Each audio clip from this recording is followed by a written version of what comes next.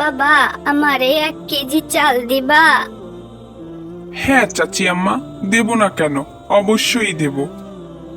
তা কত করে কেজি রাখবানে বাবা আমার কাছে? আমার কাছে কিন্তু বেশি টাকা নেই বাবা। তোমার কাছে বেশি রাখবো না নে চাচিমা, তুমি চিন্তা করো না, তুমি মাত্র 40 টাকাই দিও, যেই দামে আমার কিনা দাম।